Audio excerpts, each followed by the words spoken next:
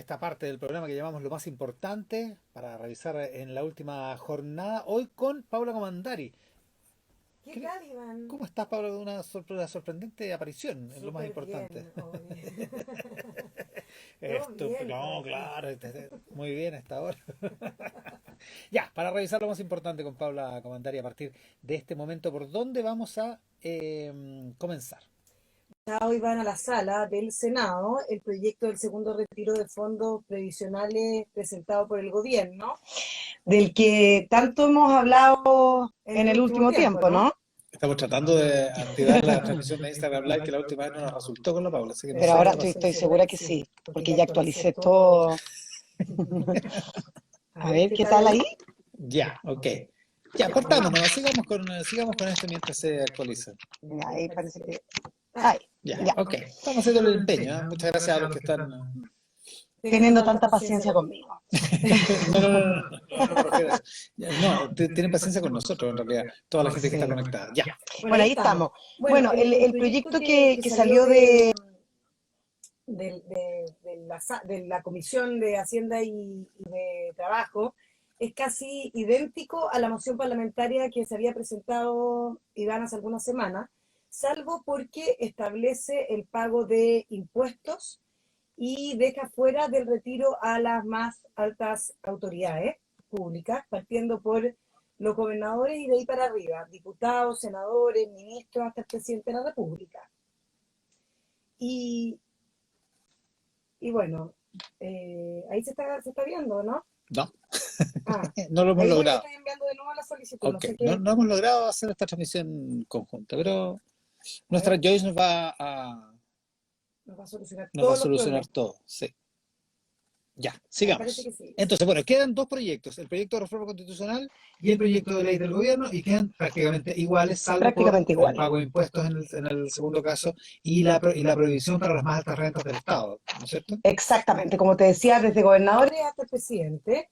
Y la estrategia del gobierno era que la iniciativa Iván se votara hoy, después del proyecto presentado por Pamela Giles, pero todo indica que no se va a poder votar hoy el del Ejecutivo. Eso lo decidió la presidenta del Senado, Adriana Muñoz, que fue bien llamativo porque ayer incluso cuando empezó a discutir el proyecto en particular, a eso de las 2 de la tarde, resulta que ella ni siquiera vota el primer artículo de la ley a favor. Yo creo lo que me cuentan en varias fuentes, y bueno, tú lo podrás conversar con ella también en un rato más, es que estaba bien molesta con el gobierno porque ayer en la Comisión de Trabajo y Hacienda de la Cámara Alta, donde se estaba viendo este proyecto, el Ejecutivo no presentó ninguna de las indicaciones o no con la rapidez que algunos parlamentarios querían. Entonces, bueno, ella rechaza, como te digo, el primer artículo en que se cuadraron los demás parlamentarios de oposición. Ahora, dicen que después de que salió el proyecto ayer, igual en Palacio advierten que van a insistir en algunas indicaciones de algunos temas estratégicos, como el del seguro de invalidez, y que eso, cuando esté en sala, se podría reponer. Se podría reponer en el proyecto de ley del gobierno, Claro, cuando llegue a la sala. cuando llegue, que Vamos a todavía no preguntar. tenemos fecha clara. Vamos a conversar el próximo bloque con la presidenta del Senado, Adriana Muñoz. Sí, es muy posible, Iván, que hoy se apruebe la iniciativa de los parlamentarios, pero como sabemos no se va a poder promulgar hasta que el Tribunal Constitucional de alguna manera decida si es constitucional o no el proyecto. Cuestión que se le pone bastante cuesta arriba al gobierno porque existe un plan que está en la puerta del horno de que salga, pero que no se puede despachar por la arremetiva de la propia moneda, lo que puede ser bastante complejo, sobre todo porque el plan del Ejecutivo podría tomarse días en ponerse en tabla. Eso yo creo que es muy importante despejarlo con Adriana Muñoz hoy en un rato más. Y mientras tanto vamos viendo cómo reacciona la calle, porque ayer ya se concretaron algunos saqueos y destrozos en el centro de Santiago, después de la presentación del recurso por parte del gobierno en el Tribunal Constitucional. O sea, antes de ayer, digamos, claro, ayer fue una jornada un poco más tranquila, pero de todas maneras hubo su lío. Sí, hubo su lío en el centro de Santiago sobre todo. Y se espera que hoy también puede haber algunos desórdenes y también hay un llamado para el próximo viernes. Es para Exactamente. hoy y para el viernes. Hay Sí. llamados a protestas en el centro. Ahora, yo creo que hay que dejar bien en claro que ya no está en duda el segundo retiro. El segundo retiro va sí o sí. El tema es si finalmente se concreta vía la moción parlamentaria o por el proyecto del Ejecutivo. Ahora, mientras tanto, ya les cuento que va a ser una jornada compleja la de hoy, rara e intensa, diría yo, porque hoy se tiene que despachar el presupuesto y aún hay algunas partidas que van con problemas. Han habido muchos acuerdos, efectivamente, acuerdos parciales. Se dice que ha sido bastante estratégica la presencia del ministro Monkever en despejar ciertos temas complejos. Y falta lo más complejo hoy, que es despejar los articulados del Tesoro Público, Educación, Ministerio del Interior, Salud, Cultura y Ciencia. Eso, en eso estamos. Y bueno, ya les voy a contar más detalles del retiro y del presupuesto en el RATBAC. Ya. Estamos con varios problemas técnicos en No, nuestro Instagram. pero en el Instagram Live, en la radio está sonando perfecto. Ah, no, sí, claro. No, sí, no, yo creo que es mi teléfono, directamente. ¿Sí? Porque yo lo mío lo actualicé completamente. ¿Viste? El mío no. No sé. Ya, pero bueno, estamos revisando lo más importante de la última jornada, son las 7 de la mañana con 15 minutos y estamos con Paula Comandari acá en el estudio de Tele 13 Radio. Bueno, vamos a otro tema en el ámbito político, Iván, que tiene que ver con las reacciones que provocó el proyecto que busca adelantar las elecciones presidenciales, el que, como sabemos, fue respaldado incluso por el expresidenciable Alejandro Guillet. Bien increíble, Iván, que un político de esta talla se cuadre a ofertones como este, ¿no? Es un proyecto de reforma constitucional que fue presentado por distintos, por diputados de varios partidos. Leía hoy en el Mercurio, ahora en la mañana, que está el diputado Guillermo Tellier, el presidente del Partido Comunista, y que también la diputada Carmen Hertz, que también la diputada Maricela Santibáñez, que viene del PRO, pero que es parte de la bancada comunista, también está Claro, con intenciones de patrocinar ese proyecto. Esos son más, casi una decena casi una de decena, diputados. Un proyecto de reforma exactamente. constitucional. Sí, bueno, ahí han habido todo tipo de comentarios, según Guillet, no hay nada más sano que hacerlo, que adelantar las elecciones cuando las cosas andan mal. Y bueno, es bien poco democrático lo que está ocurriendo y sus comentarios no han caído nada de bien, recibió varias críticas en Twitter y también directamente desde varios representantes de la propia oposición, porque salieron a responder desde el PC hasta la democracia cristiana, que criticaron el proyecto presentado por Jaime Mulet y Rodrigo González. Entre otros diputados, Entre digamos, sí. otros diputados. Sí, pero hubo reacciones en todos los partidos, Sí, efectivamente. sí. El que se mostró muy distante a esta iniciativa, bueno, ya lo habíamos señalado, el alcalde Ariel Jado del PC, que se refirió al tema en el programa A esta hora se improvisa el lunes en la noche, y el diputado Matías Walker, que ayer señaló claramente que era un proyecto derechamente irresponsable porque cambiaba las reglas democráticas, que son una de las principales fortalezas que tiene Chile. Hasta el presidente Piñera tuvo que salir al ruedo. Bueno, como no, se había sido mencionado directamente. Claro, era que no, digamos. Y bueno, recalcó que los chilenos, bueno, deben respetar la democracia y las reglas del juego de la República. Y me imagino que va a ser una noticia en desarrollo porque igual se tiene que votar en la Comisión de Constitución, entiendo. O sea, tiene que entrar a tramitación. Ahora, vamos a ver cuánto pino le pone el presidente de esa comisión, que es Matías Walker, como para esa Mm, tramitación. Por ejemplo, hoy está en tabla en la Comisión de Constitución tramitar el proyecto, la parte de la reforma constitucional que permitía, y que finalmente fue separada, que permitía esta figura como de un retiro, entre comillas, de las personas que se jubilaron con rentas vitalicias. claro. No es un retiro propiamente tal, digamos, pero por eso entre comillas, que fue presentado junto con la reforma constitucional. Bueno, la reforma ya está en la sala del Senado hoy día y ese proyecto recién está en la comisión, Entrando, porque claro. son tiempos distintos, porque efectivamente por las dificultades técnicas, porque no flotaba mucho, Mm, porque se trata de una cuestión más o menos difícil de explicar y probablemente difícil de aplicar. mm. El presidente de la comisión decidió tramitarlo después y recién se viene a ver hoy. Claro, entonces vamos, Recién está sí, en tabla para hoy. Sí, quizás cuándo se puede ver esta reforma constitucional, sí, digamos. efectivamente. Yo creo que, bueno, es súper complejo y tiene distintas aristas todo el tema del retiro.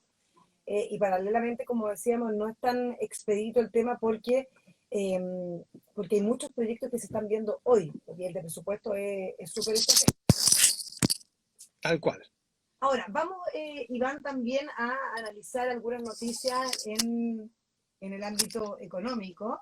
Son las 7 de la mañana con 19 minutos y revisamos lo más importante de la última jornada con Paula Comandari acá en Tele 13 Radio. En el ámbito económico, entonces, Sí, fue un día histórico para la bolsa chilena y el IPSA ayer, Iván, el IPSA, el índice que reúne a las 30 principales firmas chilenas, que se apronta a cerrar su mejor mes en casi 27 años. ¿Qué tal? esa onda. Así, tal cual uno no se lo hubiese imaginado en este año tan convulsionado. Según lo que indica el diario financiero, el retail y los bancos son los que más han subido y en algunos casos ya superan el 30%, Iván. Ayer el incremento fue del 1,6%, un fenómeno que se ha dado en los últimos días en las distintas bolsas del mundo, bien impactante, que, bueno, han recibido con muy buenos ojos las positivas noticias respecto a las distintas vacunas que ya están en su fase 3 y que han tenido como buenos resultados de efectividad en los grupos en que se han probado. Y bueno, y eso hace obviamente reaccionar al mercado y sentir que las cosas pueden, de alguna manera, a través de este medicamento, de esta vacuna, volver, entre comillas, a la normalidad. Yo creo que a una nueva normalidad, pero Probablemente, pero de todas maneras ir normalizando la situación productiva y de la economía, digamos, esa es la reacción, lo que motiva la reacción de los mercados, que además es de nivel mundial, digamos, en Estados Unidos también está el Dow Jones en las en nubes. territorios récords. Totalmente. Bueno, es de esperar que una vacuna que ya tiene fecha para su salida, digamos que podría estar a fines de este año, en diciembre, bueno, en diciembre que es como en 2 semanas más, Diciembre en rigor la próxima semana. claro, y también disponible una parte de las dosis incluso en América Latina, y aquí Chile incluido. Eh, y claro, se podría de esta manera rebajar como el dramático impacto que han tenido los diversos países en todo el planeta en tema sanitario y también económico, como decías tú, Iván. Así que así están las cosas en Chile. El indicador local aumenta en 18,53% este mes. Vaya. Sí, algo que no se veía desde diciembre de 1993, cuando este subió 18,85%. O sea, si hubieras invertido a principio de mes 100.000 pesos, hubiera terminado el mes con 118.000 pesos. Tienes Algo así, bueno, ¿no? exactamente. No está malo. Y sin moverte de tu escritorio. Claro, claro, y aparte en un momento en que nadie hubiese querido o proyectado apostar en la Y que bolsa. te hubieran dicho, no pongan las 100 lucas y Claro. ponla en otra cosa. Compra Bueno, cabritas mejor. bueno, para que veas tú, Iván. Está buena, El mercado 7,22. sorprende para los que están expectantes del dólar. El dólar ha ido subiendo y se empina sobre los 780 pesos, pese a que el cobre llegó a su mayor precio desde 2014. Tal cual, estamos con Paula Comandari revisando lo más importante de la última jornada, son las 7 de la mañana con 22 minutos. ¿Qué más en lo más importante? Bueno, vamos a las vacunas en Chile y el mundo, Iván. Como decíamos, hemos tenido noticias en los últimos 10 días de varias de las noticias, de varias de las vacunas y de los avances que han ido teniendo. Curioso lo que sucedió con la vacuna COVID de AstraZeneca, que mostró el nivel más alto de efectividad con una dosis baja. O sea, fue más eficiente con una media dosis que con una dosis completa. ¿Ya? Porque según lo que esclarecieron sus propios ejecutivos, estaba leyendo ahí algunos de los reportes de la prensa extranjera, la vacuna se probó en una población más joven, a personas pertenecientes a un grupo cuya edad estaba limitada a los 55 años. Entonces, obviamente, esa media dosis fue más efectiva porque los problemas y las complicaciones surgen con personas de más edad.